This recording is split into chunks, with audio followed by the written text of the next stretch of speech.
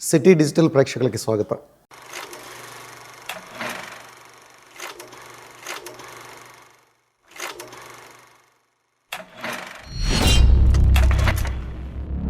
SDN వారి ప్రముఖులతో ముఖాముఖి. ప్రతి ఒక్కరూ నిత్యం ఆలోచించే విషయం ఆరోగ్యం. ఆరోగ్యమే మహాభాగ్యం అంటారు. ఆరోగ్యం అంటూ ఉంటేనే మనకి ఏదైనా మనం చేయడానికి ఆస్కారం ఉంటుంది. ఈ క్రమంలో కరోనా వచ్చిన తర్వాత, కరోనా వచ్చిన తర్వాత వచ్చేటువంటి వ్యాధులు అసలు అంతుపట్టినటువంటి పరిస్థితులు ఎదురవుతున్నాయి మనకి. ఇటువంటి క్రమంలో మనం ఆరోగ్యానికి సంబంధించినటువంటి నాలెడ్జ్ ప్రతి ఒక్కరికి అందించాలనే సదుద్దేశంతో ఈరోజు సిటీ కేబుల్ మనకి అందుబాటులో ఉన్నటువంటి ఒక మంచి డాక్టర్ని మేము ముందుకు తీసుకొస్తున్నాం. వేణు సూపర్ స్పెషాలిటీ నుంచి డాక్టర్ వేణు గారు ఈరోజు మన కార్యక్రమానికి స్టూడియోకి వచ్చేసారు. ముందుగా వారికి సాదర స్వాగతం పలుకుతూ నమస్కారం అండి. సాధారణంగా ఈ కరోనా వచ్చి వెళ్ళిన తర్వాత ఎక్కువగా వినపడుతున్నటువంటి మాటలు హార్ట్ అటాక్ సంబంధించి. మీరు ఎస్పెషల్లీ ఆ హార్ట్కి సంబంధించినటువంటి ఒక స్పెషలిస్ట్గా ఈ మధ్యకాలంలో చాలా మంచి పేరు సంపాదించారు ఈ చుట్టుపక్కల. అసలు మీకు ఇక్కడికి రావాలనే థాట్ ఎలా వచ్చింది? ఈ ప్రాంతంతో మీకు ఉన్నటువంటి సంబంధం ఒకసారి మా ప్రేక్షకులతో పంచుకుంటారా? జంగారెడ్డిగూడెం మరియు ప్రాంత ప్రజలకు నా నమస్కారం అండి. నేను మీ doctor Venu super speciality hospitals, Vegavaram, Jangareddygudem. So నేను వచ్చేసరికి నా కార్డియాలజీ కోర్స్ అనేది శ్రీ సత్యసాయి ఇన్స్టిట్యూట్ పుట్టపర్తిలో చేశానండి. సో ఫర్ 2018 నుంచి 21 వరకు చేశాను. సో చేశాక నేను వచ్చేసి పిన్నంనేని మెడికల్ కాలేజ్లో అసిస్టెంట్ ప్రొఫెసర్ గాను, అసోసియేట్ ప్రొఫెసర్ గాను నా విధులు నిర్వహించి, అంటే అక్కడ ఇన్ఛార్జ్ కింద ఉన్నాను. నా కింద నా అండర్లో ఒక 5 కార్డియాలజీ పీజీస్ అనేది ట్రైన్ అవ్వడం జరిగింది. సో ఆ 3 సంవత్సరాల టైంలో నేను ఎవ్రీ సండే ఇక్కడికి క్యాంప్కి వచ్చేవాడిని. సో ఎవ్రీ సండే వచ్చినప్పుడల్లా నాకు తెలిసేది ఏంటంటే ఈ చుట్టుపక్కల కొన్ని మరణాలు, అంటే ఈ ట్రావెలింగ్లో మనకి డెత్ అవుతున్నారు, ఈ ఊర్లో ఇంత చిన్న వయసులో చనిపోవడం జరగడం, ఇవన్నీ చూశాక ఏంటంటే మన ఈ ప్రాంతం నుంచి ఎక్కడికి హార్ట్ రిలేటెడ్ ప్రాబ్లమ్ సంబంధించి ట్రావెల్ చేయాలన్నా 60 to 70 కిలోమీటర్స్ అనేది ఖచ్చితంగా వెళ్ళాల్సింది. అంటే ఏలూరు కానీ రాజమండ్రి కానీ ఇంకొద్దిగా దూరం వెళ్ళాలంటే ఒక 120 కిలోమీటర్స్ వెళ్ళే పరిస్థితి అయితే ఉంది. సో హార్ట్ అటాక్ వచ్చిన పేషెంట్స్ ఏంటంటే సివియర్ పెయిన్తో ఉంటారు. సో ఆ ఆస్పెక్ట్లో మనం వెళ్ళేటప్పుడే మనకి ఏదన్నా జరగచ్చు. సో ఇది చూసి సరే ఇక్కడ మనకి ఏంటంటే స్పేస్ ఉంది, అంటే మనకి ఏంటంటే హార్ట్కి సంబంధించి సిట్టింగ్ కార్డియాలజిస్ట్ ఎవరు లేరు, దీనివల్ల చాలామంది ప్రజలు ఇబ్బంది పడుతున్నారనే ఒక ఉద్దేశంతో చాలా అంటే కొద్దిగా ధైర్యం చేశాననే చెప్పాలి యాక్చువల్గా. ఎందుకంటే మా కార్డియాలజీ వచ్చేసరికి ఏంటంటే చిన్న సెటప్ కాదు. ఎందుకంటే మేము క్యాత్ ల్యాబ్ మెయింటైన్ చేయాలి, దానికి తగ్గట్టు కార్డియాక్ ఐసీయూ మెయింటైన్ చేయాలి. ఇప్పుడు ఫ్యూచర్లో ఏంటంటే కార్డియోథొరాసిక్ సర్జరీ కూడా మనం మెయింటైన్ చేసే పరిస్థితి ఉంటుంది. సో కొద్దిగా డేర్ చేసే పెట్టాను యాక్చువల్గా. బట్ ఇక్కడికి వచ్చాక మాత్రం చాలా హ్యాపీగానే ఉంది. అంటే ప్రజలు కొద్దిగా గుర్తిస్తున్నారు ఖచ్చితంగా ప్రజలు. ఎందుకంటే ఈ మధ్య కాలంలో మీరు చేసినటువంటి ఆపరేషన్స్ కానీ ఇవి కానీ ప్రసార మాధ్యమాల ద్వారా ప్రజల్లోకి వెళ్ళడం, ప్రజలు దాని గురించి చర్చించుకోవడం, మనకి దగ్గరలో ఒక మంచి హాస్పిటల్ ఉంది. మీరు చెప్పినటువంటి రీజన్ కూడా చాలా కరెక్టే. ఎందుకంటే హార్ట్ అటాక్ దేనికైనా టైం ఉంటుందేమో, జ్వరం వస్తే 2 రోజులు ఉంటాడేమో, కానీ హార్ట్ అటాక్ వచ్చిన తర్వాత వితిన్ మినిట్స్ మన హాస్పిటల్కి తీసుకెళ్ళిపోవాలి. ఒక రకంగా మీరు ఈ ప్రాంతానికి రావడం మా ప్రాంత ప్రజలు చేసుకున్నటువంటి అదృష్టంగా భావిస్తున్నాం మేము కూడా. చాలా సంతోషం సార్. ఎస్పెషల్లీ ఈ హార్ట్ అటాక్ ఏ సందర్భాల్లో వచ్చేటువంటి అవకాశం ఉంటుంది, ఎవరికి వచ్చే అవకాశం ఉంటుంది అసలు ఫస్ట్? సో ఇది ఏంటంటే అండి, యాక్చువల్గా మనమే ఈ మధ్యన నేను చెప్పలేకపోతున్నాను. ఎందుకంటే నేను ఇక్కడికి వచ్చాక, నేను ఇప్పుడు వచ్చేంత మనం హార్డ్లీ 6 months అయింది నేను ఇక్కడ స్టార్ట్ చేసి. ఈలోపే నేను 35 years, 38 years, 40 years, 44 years వీళ్ళలో ఆల్రెడీ మ్యాసివ్ హార్ట్ అటాక్తో ప్రజెంట్ అయ్యారు. వాళ్ళకి స్టెంట్లు వేయడం జరిగింది. వాళ్ళలో ఏంటి బీపీ లేదు, షుగర్ లేదు, స్మోకింగ్ లేదు, ఆల్కహాల్ లేదు, తాపి మేస్త్రీలు. వాళ్ళకి సడన్ హార్ట్ అటాక్, అది మేజర్ వెజల్ బ్లాక్ అయిపోయి వస్తే మనం ఇమీడియట్గా స్టెంట్ వేయడం జరిగింది. మొన్నే మళ్ళీ ఫాలోఅప్కి వచ్చారు, బాగున్నారు. అంటే ఏంటంటే నాకు ఆ హ్యాపీనెస్ ఎక్కడంటే మనకి ఈ అక్యూట్ ఎంఐలో, అంటే హార్ట్ అటాక్ వచ్చిన పేషెంట్లో time is muscle. So time ఎంత గడుస్తూ ఉంటే పేషెంట్కి అంత పెయిన్ ఎంతసేపు ఉంటే అంత మజిల్ డ్యామేజ్ అవుతున్నట్టే. అది మనం రివర్స్ తీసుకురాలేం. సో ఎంతసేపు డ్యామేజ్ అవుతుంటే అంత నొప్పి వస్తుంటే అంత డ్యామేజ్ అవుతుంది. సో ఆ డ్యామేజ్ అయిన పోర్షన్ మనం వెనక్కి తీసుకురాలేం. సో టైమ్ ఈజ్ మజిల్ కాబట్టి మనకి ఇక్కడ నాకు ఆ విధంగా చాలా హ్యాపీగా ఉంది ఇక్కడ. అంటే మనకి ఇప్పుడు ఎంఐ పేషెంట్స్, యంగ్ పేషెంట్స్, వాళ్ళకి ఎంతో లైఫ్ ఉంటుంది. సో హార్ట్ మజిల్ వీక్ అవ్వడం వల్ల డెఫినెట్గా లైఫ్ స్పాన్ తగ్గిద్ది వాళ్ళది over period of time. Okay. But ఏంటంటే టైమ్లీ ఇంటర్వెన్షన్ వల్ల వాళ్ళకి హార్ట్ మజిల్ అనేది సేవ్ అవుతుంది, వాళ్ళకి ఇంకా హార్ట్ ఫెయిల్యూర్ సిమ్టమ్స్ రాకుండా నేను ప్రివెంట్ చేయగలుగుతాను. ఓకే. ఓకే. సాధారణంగా ఈ హార్ట్ అటాక్ రావడానికి ఏ ఫ్యాక్టర్స్ పనిచేస్తాయంటారు? సో యూజువల్గా హార్ట్ అటాక్ రావడానికి మేజర్ రిస్క్ ఫ్యాక్టర్స్ అనేవి ఉంటాయి, minor risk factors. So major risk factors వచ్చేసరికి ఏజ్ ఒకటి మేజర్ కన్సిడరేషన్, అది మనం మార్చలేము. తర్వాత బీపీ, షుగర్, తర్వాత మేజర్గా ఏంటంటే స్మోకింగ్, ఓకే. తర్వాత నెక్స్ట్ మైనర్కి వచ్చేసరికి ఏంటంటే ఇప్పుడు జెనెటిక్ ఫ్యాక్టర్స్ ఒకటి ఉంటాయి. ఓకే. నెక్స్ట్ మనం తీసుకునే స్టిరాయిడ్ కానీ ఏమన్నా దేనికన్నా ఇప్పుడు డిసీజెస్ స్టిరాయిడ్ ట్యాబ్లెట్స్ తీసుకున్నా కూడా మనకి వచ్చే ఆస్కారం ఉంటుంది, ఎందుకంటే దానివల్ల కొలెస్ట్రాల్ అనేది పెరిగిద్ది. ఓకే. సో దానివల్ల హార్ట్ అటాక్స్ వచ్చే ఛాన్స్ ఉంటుంది. కొంతమందిలో ఏంటంటే జెనెటిక్గా ఉండే ఛాన్స్ ఉంటుంది. వీటి వల్ల మేజర్గా ఉంటాయి అన్నమాట. ఇది కాకుండా మనకి ఏంటంటే కరోనా వచ్చాక డెఫినెట్గా there are increase in the heart attacks అనేవి పెరిగాయి. ఎందుకంటే కరోనా యాజ్ సచ్ ఏంటంటే మన బాడీలో బ్లడ్ కొద్ది థిక్నెస్ని పెంచడం అవి జరిగాయి అన్నమాట. సో దీనివల్ల రావడం, కొంతమంది ఏంటంటే టీకాల వల్ల అంటారు కానీ బట్ అది అంత ప్రూవెన్ సబ్జెక్ట్ కాదు. Okay. But corona as such ఏంటంటే డెఫినెట్గా మనకి బ్లడ్ థిక్నెస్ అనేది పెంచడం వల్ల దానివల్ల హార్ట్ అటాక్స్ అనేవి పెరిగాయి. యాక్చువల్గా కరోనా వచ్చిన తర్వాత చిన్న పిల్లల్లో కూడా హార్ట్ అటాక్ రావడం అనేది వింటున్నాం మొట్టమొదటిసారి. మీరు చెప్పింది వాస్తవమే, ఏజ్ ఫ్యాక్టర్. పూర్వకాలం కొంచెం ఏజ్ వస్తే అందరూ జాగ్రత్త పడేవాళ్ళు, కానీ అసలు ఇప్పుడు పిల్లల్లో చదువుకుంటున్నటువంటి పిల్లలు కూర్చున్న వాళ్ళు కూర్చుంటే పడిపోవడం అనేది ఈ మధ్య కాలంలో చూస్తున్నాం మనం. యాక్చువల్లీ ఏంటంటే మేమే చెప్తాం కదండి. డెఫినెట్గా నేను ఇక్కడికి వచ్చాక ఈ తక్కువగా అంటే నేను పిన్నంనేనిలో ఆల్రెడీ చూశాను. కరోనా టైంలో నాకు 21 to 23 టైంలో 24 years 26 years వాళ్ళకి కూడా మ్యాసివ్ హార్ట్ అటాక్స్ వచ్చాయి. ఇప్పుడు ఇక్కడికి వచ్చాక ఏంటంటే 38 35 ఇవి చూస్తుంటే అంటే సంథింగ్ మన ఫుడ్లో కూడా చాలా డిఫరెన్స్ వచ్చినట్టు అనిపిస్తాం. అంటే మనం ఏంటంటే కొద్ది సాచురేటెడ్ ఫ్యాట్స్ లైక్ మనం ఏంటంటే ప్రాసెస్డ్ ఫుడ్స్ ఎక్కువ తీసుకోవడం. ఇప్పుడు బయట చూస్తూ ఉంటే మన అంటే నేను వేరే వాళ్ళని ఏదో టార్గెట్ చేయడం కాదు కానీ బట్ ఏంటంటే మనం బయట ఫుడ్స్ మనం చూస్తుంటే ఎన్ని హోటల్స్ ఇప్పుడు అక్కడ తీసుకునే ఆయిల్ కానీ మనం ఎంత అంటే వాళ్ళు ఏ ఆయిల్ యూస్ చేస్తారనేది మనకు తెలియదు ఫస్ట్ పాయింట్. తర్వాత డెఫినెట్గా ప్రాసెస్డ్ ఫుడ్స్ పెరిగిపోయాయి. మనకి ఏంటంటే ప్యాకెట్స్లో తినే ఇప్పుడు లేస్ కానీ కుర్కురే కానీ డెఫినెట్గా ఎవరు పెద్దల నుంచి చిన్నల వరకు అందరూ వాడుతున్నాం అది. ప్లస్ ఏంటంటే అడల్టరేటెడ్ ఫుడ్స్ ఎక్కువైపోయాయి కదండి. ఇప్పుడు ఏంటంటే మిల్క్ దగ్గర నుంచి మనం తినే ఫుడ్ ప్రతిదీ అడల్టరేటెడ్ చాలా వరకు. అది డెఫినెట్ ప్రూవెన్ ఫ్యాక్ట్స్ అవన్నీ. సో అవన్నీ ఏంటంటే మనకి అవన్నీ మనకు డెఫినెట్గా accountable to health diseases. Okay. Okay. సాధారణంగా ఒకప్పుడు అనుకునేవారు కాయ కష్టం చేసే వాళ్ళకి ఇది దగ్గరికి రాదు, వాళ్ళు కష్టపడుతున్నారు కాబట్టి. ఇందాక మీరు మాట్లాడుతున్నారు తాపీ మేస్త్రి అని, నిత్యం కష్టపడేటువంటి మనుషులు, వాళ్ళకు కూడా ఈ మధ్యకాలంలో మనం ఈ హార్ట్ అటాక్ ప్రాబ్లమ్స్ రావడం చూస్తున్నాం.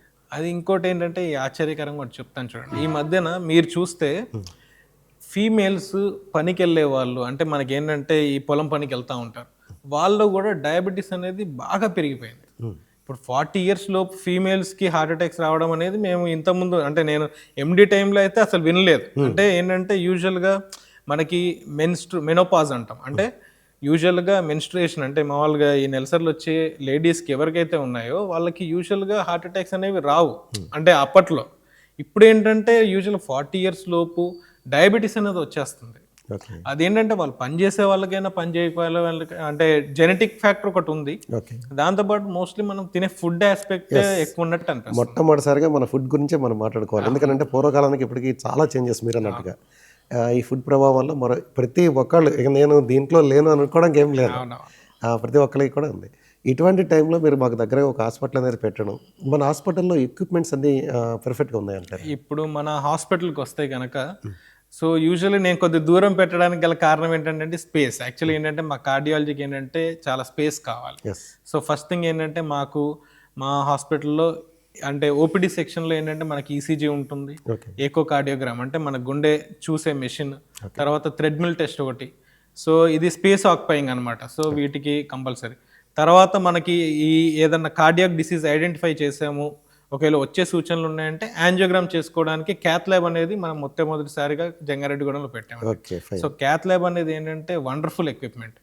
సో దానిలో ఏంటంటే మీకు హార్ట్ అటాక్ వచ్చిన వాళ్ళకి స్టెంట్ వేసుకోవచ్చు, హార్ట్లో హోల్స్ ఉంటే బటన్ వేసి క్లోజ్ చేయొచ్చు. రీసెంట్గా మనం చేసాం మన హాస్పిటల్లో. ఓకే ఓకే చిన్న ఇప్పుడు దాన్ని టచ్ చేశారు కదా, ఒక్కసారి దాని గురించి చెప్పండి. ఎందుకంటే ఈ మధ్యకాలంలో విన్నాం చిన్న కుర్రాడికి హార్ట్లో హోల్ పడిందండి. చిన్నపిల్లకి కూడా అలా ఉంటుందా? యూజువల్ పుట్టుకతోటే ఉంటుందండి. వాళ్ళకి ఏంటంటే మనం ఈ ఎకో కార్డియోగ్రామ్ అని చెప్పాను చూసారా, వాళ్ళకి ఏంటంటే కొద్దిగా గుండె దడ అలా వస్తూ ఉంటుంది. దానిలో మన హార్ట్లో హోల్ ఐడెంటిఫై చేయడం వల్ల చిన్న హోల్ ద్వారా వెళ్ళి మనం ఇక్కడ తొడ దగ్గర చిన్న హోల్ చేసుకొని ఇలా వెళ్ళిపోయి ఆ హార్ట్లో హోల్ని జస్ట్ మనం ఒక చిన్న బటన్తో క్లోజ్ చేసి వచ్చేయచ్చు. వాళ్ళ లైఫ్ నార్మల్ అయిపోతుంది. Okay okay okay. సో ఇది చేయొచ్చు. ఇది మన హాస్పిటల్లో చేసాం మనం రీసెంట్ గానే చేసాం. దానికి మాకు అంటే రిజల్ట్ చాలా బాగా వచ్చింది. సో హ్యాపీ అన్నమాట. నెక్స్ట్ ఇంకా మనం బెలూన్ వాల్వాటమీ అంటాం. అంటే హార్ట్ లో మనకి ఏంది వాల్స్ ఏమైనా మూసుకుపోతే గనక జస్ట్ బెలూన్ తోటి ఓపెన్ చేసి, అది కూడా మన హాస్పిటల్లో చేసాం రీసెంట్ గా. సో దీంతో పాటు పేస్ మేకర్ అంటే గుండె, ఇప్పుడు యూజువల్ గా మన ఏజ్ అనేది లైఫ్ స్పాన్ పెరిగింది. అంతముంతో పోలిస్తే ఇప్పుడు లైఫ్ స్పాన్ అనేది 70, 80, 90 కూడా వెళ్తున్నారు. సో యూజువల్ గా అలా వెళ్ళినప్పుడు మనకి ఏజ్ రిలేటెడ్గా డీజనరేషన్ అంటే మనకి ఏంటంటే ఇప్పుడు మనం వయసు పెరిగే కొద్ది బిల్డింగ్ ఏది అయినా సరే మనకి కొద్దిగా దాని లైఫ్ స్పాన్ ఎలా తగ్గుతుందో, ఇప్పుడు మనకి హార్ట్లో ఏదైతే నరాలు ఉంటాయో అవి వీక్ అవ్వడం వల్ల హార్ట్ రేట్ అనేది తగ్గిద్ది. సో ఎప్పుడైతే హార్ట్ రేట్ తగ్గిద్దో దాన్ని మెయింటైన్ చేయడం కోసం చిన్న మెషిన్ అనేది అమర్చడం జరుగుతుంది. ఇక్కడ చిన్నగా ఎంతే ఉంటుంది, ఒక 2 సెంటీమీటర్స్, అది ఇక్కడ అమర్చడం జరిగి అది ఒక లీడ్ అనేది హార్ట్లో పెడతాం. సో దానివల్ల హార్ట్ అనేది మినిమం 70 టైమ్స్ కొట్టుకునేలా చేస్తారు. యూజువల్గా పేస్ మేకర్స్ అనేది చేయొచ్చు. సో ఈ కాల్లో బట్ నరాలు ఏమైనా బ్లాక్ ఉన్నా కూడా cath lab. So cath lab is a wonderful equipment అండి. అంటే ఫ్యూచర్లో, ఎందుకంటే ఇప్పుడు మన ఉన్న సమాజం ఏంటి, ఫాస్ట్ రికవరీ, లెస్ మార్బిడిటీ, అంటే లెస్ సఫరింగ్, ఫాస్ట్ రికవరీ, అంతే కదా, ఎవరైనా అదే కోరుకుంటారు. సో అంటే సర్జరీస్ అనే అవాయిడ్ చేయడానికి చాలా, అందుకే ఇప్పుడు ఇద్దరు ఏంటి 2, 3, 4 స్టెంట్స్కి వేసుకుంటున్నారు. ఎవరు సర్జరీ చేసుకోవడానికి విల్లింగ్గా లేరు, చాలా తక్కువ. ఎందుకంటే సర్జరీ అంటే ఆల్మోస్ట్ బైపాస్ అంటే ఏంటి, స్టెర్నమ్ను ఓపెన్ చేసి మనం చేయాలి. దానికి ఏంటంటే మనకి కొద్ది ఎక్కువ టైం పడుతుంది మనకి రికవరీ అవ్వడానికి, ప్లస్ పెయిన్ఫుల్ కూడా. స్టెంట్ ఏముంది, స్టెంట్ వచ్చేసరికి ఒక 2 daysలో డిశ్చార్జ్ చేసేయచ్చు మనం. సో అంత ఫాస్ట్ రికవరీ ఉంటుంది, పేషెంట్ కూడా చాలా కంఫర్టబుల్గా ఉంటారు. సో మనకి ఏంటంటే క్యాత్ ల్యాబ్ అనేది it's a wonderful equipment. Cath lab అనేది మన హాస్పిటల్లో అవైలబుల్గా ఉంది. అదొకటి. తర్వాత మనకి కార్డియాక్ ఐసీయూ అనేది హైలీ ఇంపార్టెంట్ అండి. అంటే మాకు ఇప్పుడు చూస్తే ఇప్పుడు నా హాస్పిటల్లో చాలా ఇప్పుడు ఈ చలికాలంలో ఫెయిల్యూర్ కేసెస్ ఎక్కువ వస్తాయండి. అంటే హార్ట్ వీక్ ఉన్న వాళ్ళకి, దాంతోపాటు ఈ చలిగాలి యాక్టివేట్ అవుతుంది కాబట్టి, అంటే అడిషన్ అవ్వడం వల్ల చాలా మంది ఆయాసం, పిల్లి కూతలు ఇవన్నీ ఉంటాయి. సో రోజు మనకి చాలా మంది ఫెయిల్యూర్ కేసెస్ వస్తూ ఉంటారు. సో వీటిని మేనేజ్ చేయాలంటే బెస్ట్ ఐసీయూ ఉండాలి. ఐసీయూ కేర్ అనేది హైలీ హార్ట్ ఫెయిల్యూర్ అయింది అంటూ ఉంటారు. హార్ట్ ఫెయిల్యూర్ అయితే మనం ఏంటంటే ఇన్ఫ్యూజన్స్ పెట్టుకోవాలి, కొన్ని నీరు అవ్వడానికి ఇంజెక్షన్స్ పెట్టాలి, ఇవన్నీ పెట్టుకుంటే కానీ వాళ్ళు రికవర్ అవ్వరు. సో అది చేయాలంటే మనకు మంచి ఐసీయూ ఉండాలి. అది చేయడం జరిగింది. మన దగ్గర డయాలసిస్ కూడా పెట్టానండి నేను.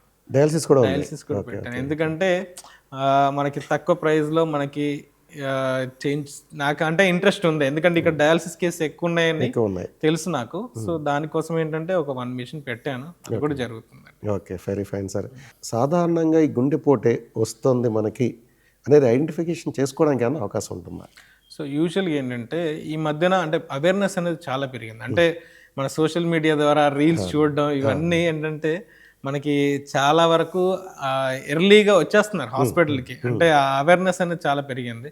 సో కొద్దిగా మనకి ఏమంటే నొప్పి అనేది ఇప్పుడు డయాబెటీస్ ఉన్న వాళ్ళు లేని వాళ్ళు డిఫరెన్స్ ఉంటుంది. ఏంటంటే డయాబెటీస్ లేని వాళ్ళలో నొప్పి అనేది వస్తుంది యూజువల్గా.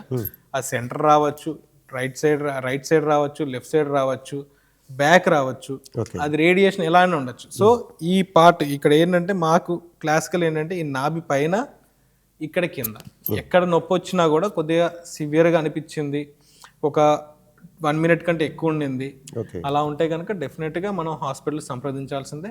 అప్పుడు మేము ఏం చేస్తామంటే ఈసీజీ అనేది తీస్తాం. ఈసీజీ అంటే గుండె రిథమ్ ఎలా ఉంది, మనకేంటంటే హార్ట్ అటాక్ చేంజెస్ ఏమైనా ఉంటే దానికి తెలిసిపోతాయి. గుండెకి స్కాన్ చేస్తాం. సో ఈ రెండిట్లో పట్టుకోకపోయినా మనకి హై సెన్సిటివ్ ట్రోపోనిన్ అనేది మన హాస్పిటల్లో ఉంది. అంటే మనకి ఇక్కడ ఎక్కడ లేదు. హై సెన్సిటివ్ ట్రోపోనిన్ అంటే హార్ట్ మజిల్ కొద్దిగా డ్యామేజ్ అయినా ఆ పార్టికల్స్ అనేవి మన బ్లడ్లోకి వస్తాయండి, అది ఈజీగా పట్టేస్తుంది. అలా నాకు 3 కేసెస్ ఈ కాలం తగిలి. అంటే ఈసీజీ నార్మల్, ఎకో నార్మల్, అక్కడ పెద్ద నరం బ్లాక్ పోయింది నేను యాంజియోగ్రామ్ చూస్తే. సో అలా కూడా ఉండొచ్చు. సో ఇవన్నీ ఎక్విప్మెంట్స్ అనేవి మనకి హైలీ ఇంపార్టెంట్ కార్డియాలజీ, ఎందుకంటే we shouldn't miss the case కదా. అవునండి. ఇప్పుడు ఏంటంటే లైఫ్ అనేది ఇంపార్టెంట్ కాబట్టి we shouldn't miss the case, కాబట్టి ఇవి చేసుకుంటే బెటర్. దాదాపు పెద్ద పెద్ద పట్టణాల్లో ఉన్నటువంటి ఎక్విప్మెంట్ అంతా మన దగ్గర ఉంది. పెట్టాలి. సాధారణంగా మనిషి ఒకసారి సర్వే అవ్వడానికి ఖచ్చితంగా మన హాస్పిటల్కి వస్తే సరిపోతుంది. తర్వాత కొంచెం బర్నింగ్ అని లేదా కొంచెం ఆయాస పడేవాళ్ళు కానీ ఇలా అవకాశం ఉంటుంది అని అనుకుంటూ ఉంటారు. మన హాస్పిటల్కి వచ్చే ముందు ప్రికాషనేటివ్గా వాడు ఏం చేస్తే బాగుంటుంది? సో యూజువల్గా ఒక పేషెంట్కి సివియర్గా చెస్ట్ పెయిన్ వస్తుంది అంటే కనుక ఇమ్మీడియట్గా వాళ్ళ దగ్గర అంటే సార్బిట్రేట్ ట్యాబ్లెట్ ఏదైనా ఉంటే కనుక తీసుకోవడం, అంటే వాళ్ళ దగ్గర ఉండకపోవచ్చు, ఒకవేళ ఆర్ఎంపీ గారు ఎవరన్నా పక్కన ఉన్న డాక్టర్స్ గారు ఏమైనా ఇస్తే కనుక సార్బిట్రేట్ తీసుకోవచ్చు. బట్ దానికి తీసుకునే ముందు ఖచ్చితంగా బీపీ చూసుకోవాలి. ఎందుకంటే మనకి హార్ట్ అటాక్లో టైప్స్ ఉంటాయి. మనకి ఇన్ఫీరియర్ వాల్ ఎంఐ అంటే మన కింది భాగం హార్ట్ ఏమైనా ఇన్వాల్వ్ అయిపోయి బీపీ పడిపోతుంది అనుకోండి, అప్పుడు సార్బిట్రేట్ ట్యాబ్లెట్ తీసుకుంటే మళ్ళీ ఇంకా బీపీ పడిపోయి కొలాప్స్ అయిపోతారు. Okay okay. సో అది చాలా ఇంపార్టెంట్. అందరు మనకి ఏంటంటే నొప్పి వస్తుంది కదా అని నాలుగు కింద పెట్టేసుకుంటూ ఉంటారు. అప్పుడు ఏంటంటే ఇన్ఫీరియర్ వాల్ ఎంఐ ఉంటే కొలాప్స్ అయిపోతారు. సో అది చేయకూడదు. సో అందుకే బీపీ ఇవన్నీ చూసుకొని, అంటే మనకి ఏంటంటే యాంటీరియర్ వాల్ ఎంఐ అంటే మన గుండెకి యాంటీరియర్ భాగంలో హార్ట్ అటాక్ వస్తే మన బీపీ అనేది బాగుంటుంది, ఎక్కువే ఉంటుంది, ఎందుకంటే వాళ్ళకి ఆయాసం వస్తుంది మెయిన్గా. ఇన్ఫీరియర్ వాల్ ఎంఐ ఏంటంటే వాళ్ళకి బీపీ పడిపోయి చెమటలు వచ్చేసి వాళ్ళు బాగా కళ్ళు తిరిగి అలా పడిపోతూ ఉంటారు. వాళ్ళకి ఇంకొద్దిగా బీపీ తగ్గే టాబ్లెట్ ఏమైనా ఇచ్చామనుకోండి కొలాప్స్ అయిపోతారు. సో ఇది హైలీ ఇంపార్టెంట్. సో అందుకే ఏంటంటే హార్ట్ అటాక్ వచ్చాక ఇమ్మీడియట్గా దగ్గరున్న హాస్పిటల్కి వెళ్ళిపోవడం. అలా వెళ్తేనే మనకి ఏంటంటే వాస్తవంగా ఆ టైంలో ఏమనిపిస్తూ ఉంటుందంటే నొప్పి వస్తుంది, ఏదైనా ప్రికాషనరీగా తీసుకుంటే డాక్టర్ గారి దగ్గరికి వెళ్ళే లోపు కూడా వీళ్ళు ఏదన్నా తీసుకుంటే సైకలాజికల్గా వాళ్ళకి బాగుంటుంది. బట్ ఏంటంటే వాళ్ళకి హార్ట్ అటాక్ రిలేటెడ్ టాబ్లెట్స్ యూజువల్గా దొరకవు. చాలా మంది ఏం చేస్తారంటే మీరు చూసుంటారు, అందరు గ్యాస్ రిలేటెడ్ నొప్పి అనుకుంటారు ఫస్ట్ అనుకుంటారు. ఎంత ఏజ్ ఉన్నా, ఎంత డయాబెటీస్ ఉన్నా, హైపర్ టెన్షన్ ఉన్నా, స్మోకర్ అయినా సరే వాళ్ళు ఏమనుకుంటారంటే గ్యాస్ రిలేటెడ్ నొప్పి అనుకుంటారు. ఆ టైంలోనే చాలా వరకు డిలే అయిపోతుంది టైం. ఇప్పుడు చాలా మంది మా దగ్గరకు వచ్చేసరికి హార్ట్ ఫెయిల్యూర్ ఎందుకు వెళ్ళిపోతారు, ఆ మధ్యలో డ్యామేజ్ అయిపోద్ది ఈలోపే. ఎందుకంటే నైట్ ఎప్పుడో 9కి స్టార్ట్ అవుతుంది పెయిన్, మార్నింగ్ వరకు తగ్గదు. మార్నింగ్ వచ్చేసరికి ఏంటంటే కొద్దిగా ఇంకా చెమటలు పట్టేసి అలాగే మార్నింగ్ వచ్చేస్తారు. నైట్ అంతా ఏమనుకుంటారంటే గ్యాస్ రిలేటెడ్ అనుకుంటారు. సో ఏంటంటే నైట్ వస్తాను. ఇప్పుడు అందుకే మనం ఏంటి 24/7 నేను పెట్టేసాను. నేను ఇక్కడే మనం 24/7 availability and cath lab activation ఇవన్నీ ఉండడం కూడా ఇక్కడే ఉంటున్నారు. ఇక్కడే 24/7 అవైలబిలిటీ ఉంటారు. అంతే. ఇది ఒక మంచి నైటే వస్తాయి మా కేసు అండి. నేను నైట్ మాకు స్వామి నైటే. ఇప్పుడు నేను నాకు తెలిసి నేను చేసిన స్టెంటింగ్లో హాఫ్ ఆఫ్ ద కేసెస్ నైటే చేశాను. ఎందుకంటే నైట్ 9 to 3 ఆ టైంలోనే చాలా కేసెస్ చేశాను మనం. ఎందుకంటే నైట్ వస్తున్నారు కూడా పేషెంట్స్, నేను చూస్తున్నాను కదా, చాలా డిఫరెన్స్ ఉంది స్టార్టింగ్కి ఇప్పటికీ. ఏంటంటే నైట్ ప్రజెంటేషన్ ఇప్పుడు 35 years ఫీమేల్స్ కూడా చెస్ట్ పెయిన్ ఉంటే నైట్ వచ్చేస్తున్నారు. అవేర్నెస్ ఉంది వాళ్ళకి, అవేర్నెస్ వచ్చింది ఇప్పుడు. ప్లస్ ఏది ఎలా ఉందో సస్పెక్ట్ చేసుకోవాల్సిన సందర్భం అది. సాధారణంగా ఇంకా ఈ గుండెపోటు ఉండేటువంటి లక్షణాల్లో ప్రధానంగా చెమటలు పట్టడం అది చెబుతూ ఉంటారు మాకు. అంటే నొప్పి వచ్చే సమయంలో ఈ చెమటలు పడుతూ ఉంటాయంటారా? బీపీ ఒకటి చెప్పారు మీరు, బీపీ ఒకసారి చూసుకోవాలి అని. షుగర్ పేషెంట్లలోకి ఆర్డినరీ పేషెంట్లకి వీళ్ళిద్దరి మధ్యలో వ్యత్యాసం ఎలా ఉంటుందంటే? యూజువలీ చాలా మంచి ప్రశ్న. ఎందుకంటే ఈ మధ్యకాలంలో మీరు షుగర్ చూసినట్టయితే ఆల్మోస్ట్ మనం ఎలా వెళ్తున్నామంటే ఇప్పుడు 100 మెంబర్స్లో డెఫినెట్ 30 మెంబర్స్ షుగర్ ఉంటుంది. ఇప్పుడు ఫ్యూచర్ ఏంటంటే 100 మెంబర్స్ 50 మెంబర్స్కి వచ్చేస్తుంది. ఓకే. సో అంటే ఆ ట్రెండ్లోకి వెళ్తున్నాం మనం. సో డయాబెటీస్కి ఏంటంటే వాళ్ళకి పెయిన్ సెన్సిటివిటీ అనేది తగ్గిద్ది. ఓకే. సో వాళ్ళకి ఏంటంటే పెయిన్ కింద రావాల్సిన అవసరం లేదు, సివియర్ పెయిన్ రావాలి, వాళ్ళకి ఆయాసం కింద రావచ్చు. ఎందుకంటే హార్ట్ ఒక్కసారి ఫెయిల్ అయిపోయింది కాబట్టి ఊపిరితిత్తులోనే మొత్తం అంతా బ్లడ్ ఉండిపోయి ఆయాసం కింద వస్తుంది. మనకి ఊపిరి తీసుకునే ప్లేస్ ఉండదు కాబట్టి సో దానివల్ల ఫుల్గా ఆయాసం రావడం, చెమటలు పట్టడం అవన్నీ జరుగుతాయి యూజువల్గా డయాబెటీస్లో. సో డయాబెటిక్స్ ఏంటంటే అస్సలు మేము మా కార్డియాలజిస్ట్ కానీ ఎవరన్నా డాక్టర్స్ కానీ డయాబెటిక్స్లో ఒకవేళ చిన్నపాటిగా నొప్పి వచ్చినా కూడా వీ టేక్ ఇట్ సీరియస్. ఇప్పుడు నాన్ డయాబెటిక్స్ అంటే పర్లేదు మాకు, బట్ డయాబెటిక్స్ ఏంటంటే బాడీలో చాలా చేంజెస్ వస్తాయి కాబట్టి అంటే ఓవర్ పీరియడ్.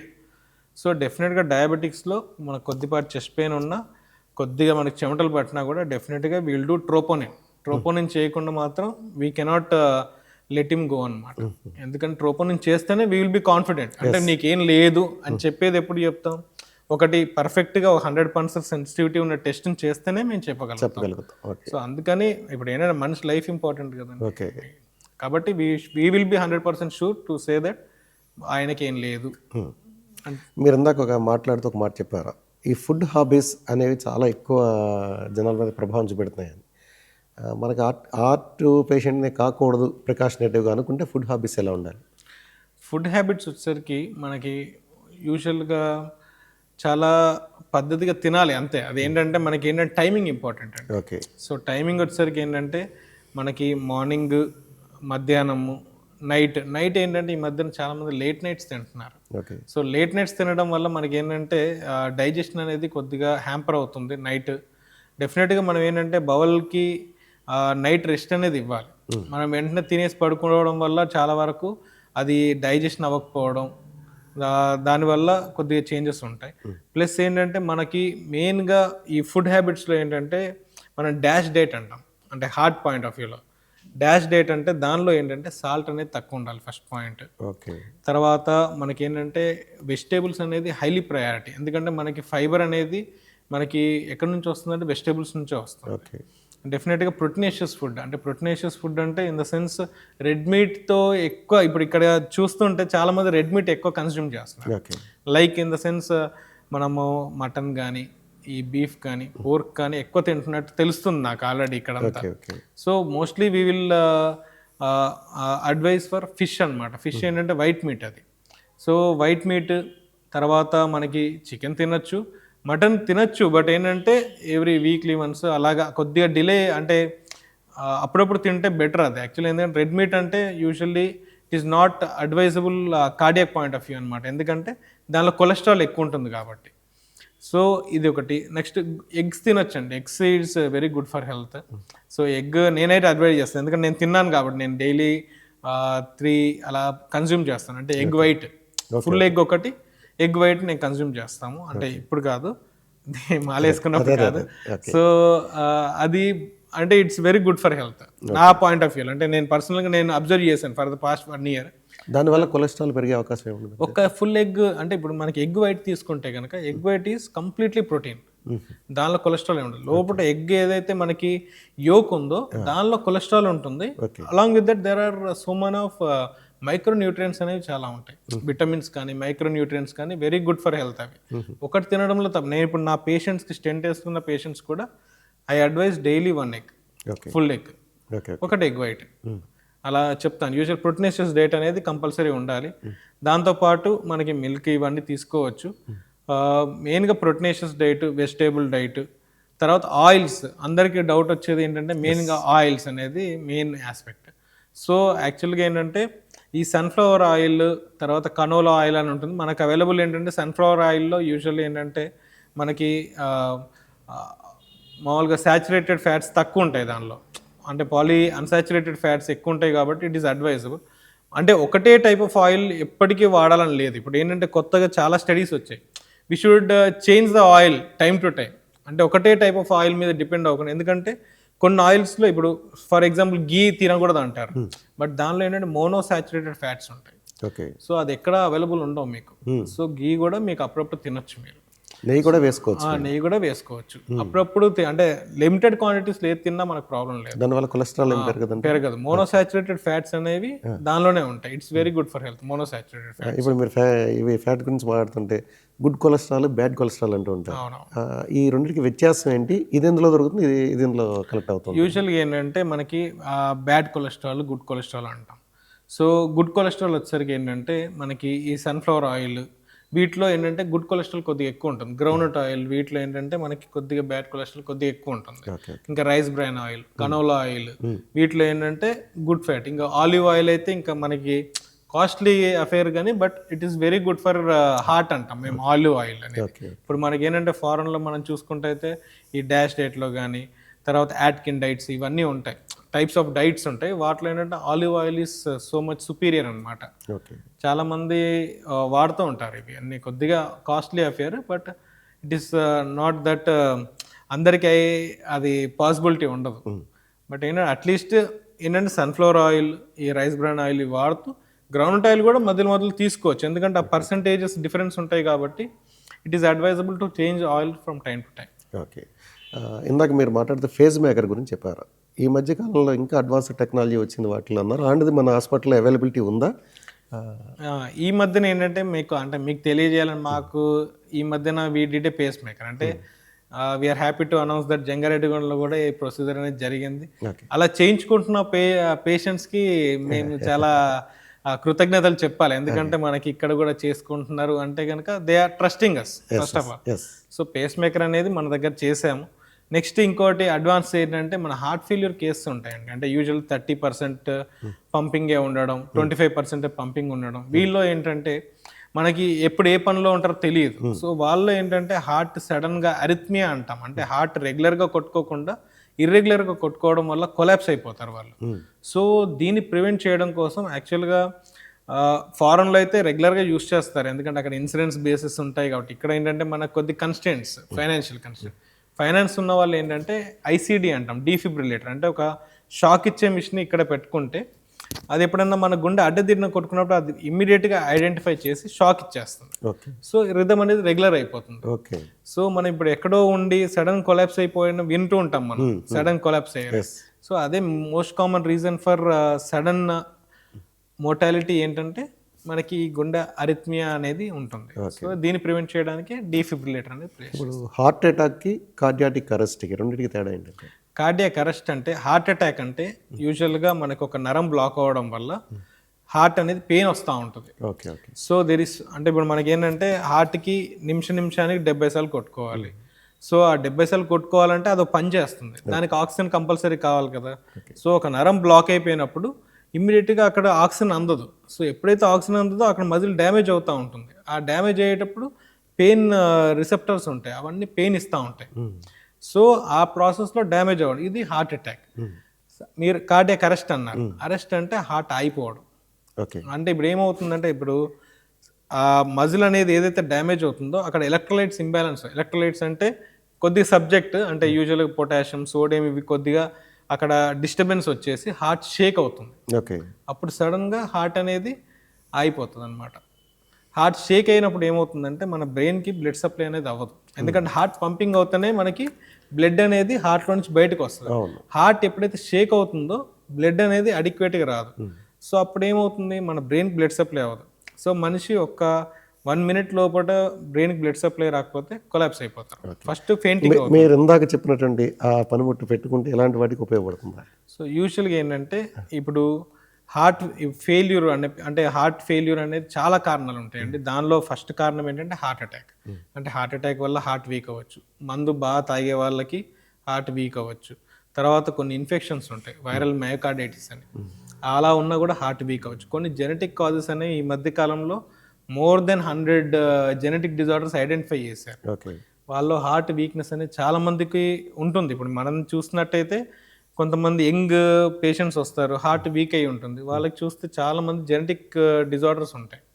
సో వీళ్ళలో ఏంటంటే మనకి ఆ మిషన్ అనేది పెడితే మనకి హార్ట్ అనేది ఆగిపోకుండా మనం ప్రివెన్షన్ తీసుకోవచ్చు. బట్ మన ఇండియన్ సెటప్లో ఏంటంటే కొద్ది కాస్ట్లీ అఫేర్స్ అవి.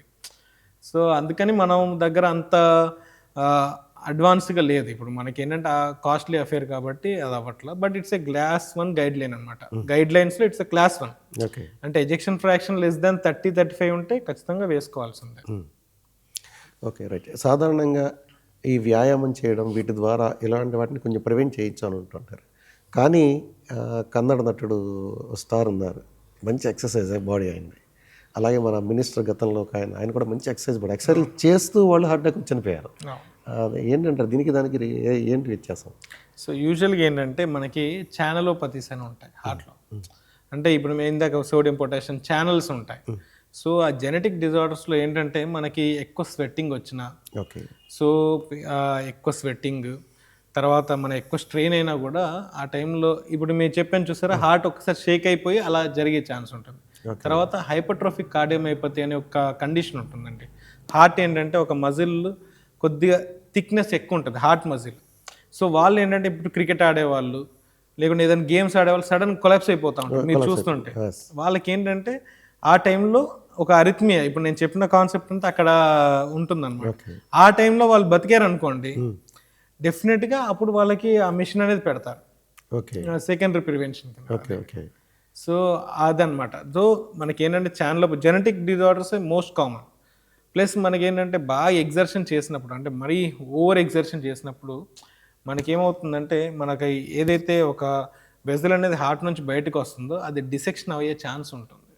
అంటే బాగా ప్రెషర్ పడిపోయి అక్కడ ఒక్కసారి ప్రెషర్ ఎక్కువైపోవడం వల్ల అది టేర్ అవుతుంది అనమాట. ఓకే అది కొంతమంది రేర్గా పోయే ఛాన్స్ ఉంటుంది. సో అదే చెప్తుంది ఏంటంటే వాళ్ళకి సడన్ కొలాప్స్ అయిపోతారు కాబట్టి వాళ్ళకి మోస్ట్ కామన్ జెనెటిక్ డిజార్డర్స్ అనేవి మోస్ట్ కామన్గా ఉంటాయి. దాంతోపాటు మరీ ఎక్కువ స్ట్రెయిన్ అయినా కూడా వాళ్ళ అంటే ఈ ఆర్టరీస్ రప్చర్ అయిపోవడం ఇలా జరిగే ఛాన్స్ ఉంటుంది. ఓకే చూసారు కదా, డాక్టర్ గారు మంచి అవేర్నెస్ ఇచ్చారు మనకి. ఇంకొకటి ఏంటంటే మనకి చాలా దగ్గరలో వేగవరం జంగారెడ్డిగూడెం రోడ్డు మధ్యలో సూపర్ స్పెషాలిటీ హాస్పిటల్, ఎస్పెషల్లీ మనకి కార్డియాక్ అందుబాటులో ఉండడం అనేది మనం చేసుకున్నటువంటి అదృష్టం అని చెప్పాలి. ఎందుకంటే మిగిలిన జబ్బులందరికీ ఏదో టైంలో వెళ్తే సరిపోతుంది అని అనుకుంటాం, కానీ ఈ గుండెకి సంబంధించిన దానికి సమయం ఉండదు మనకి. కాబట్టి ఆ అవేర్నెస్ ప్రతి ఒక్కరు కలిగి ఉండాలి.